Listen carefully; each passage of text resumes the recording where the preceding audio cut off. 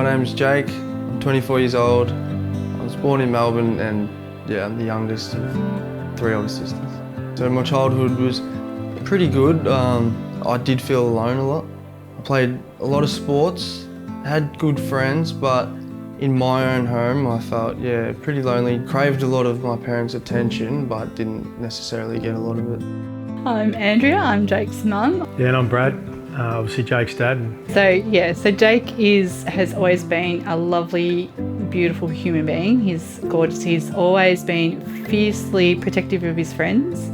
Brad and I split up and he lived with me and the older girls had moved out. So it was just me, Madeline and him. And I think that was the start of a struggle. I did get in a lot of trouble at school.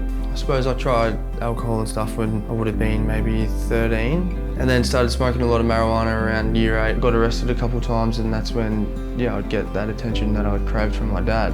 I suppose it had an effect on my mental health. I would have a lot of sort of anxiety attacks when footy training, and I dropped out of school in year 10, just started an apprenticeship, but I was using every weekend and then barely coming to work on the Monday and stealing cars with friends. I broke a lot of good possible relationships and opportunities because of it. Yeah, I always wanted to finish my apprenticeship and I'd do well for like 6 months, then I'd lose my licence, then I'd lose my job. Yeah, a lot of my identity and self-worth I got from my footy, and I lost 4 grand finals in 5 years. Then I got injured and was on medication, and then that's when I started taking painkillers and getting addicted to them, and I just pretty much didn't care about it after that. I just felt so depressed and lonely.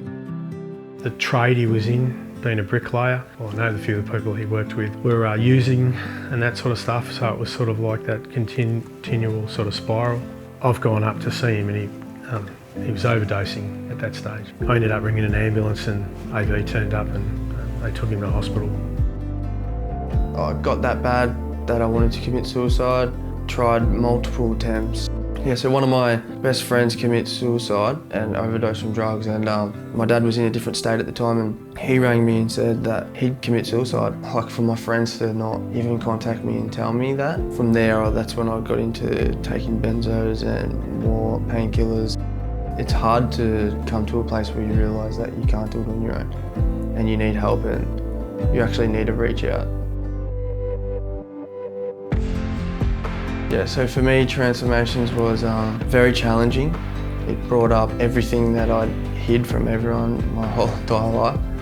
The change I've seen in Jake has been miraculous. I've sat back and listened to his conversations that he's had with Rhonda, and he is a different person speaking.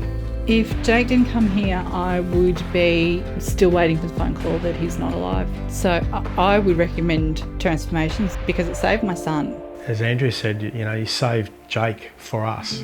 I think that's fantastic, and what more of a place, Transformations. It's a great name because that's what it does for people. The program showed me that you can have hope and a purpose in your life. I've got confidence back from this program. I wouldn't mind being a director of Transformations one day at my own campus somewhere, and maybe owning my own rehab in the future. I would recommend Transformations because it's completely changed my life. I've seen it change other people's lives. Yeah, it can change your life if you're willing to be open to it. Yeah, I would recommend it to anyone who needs it.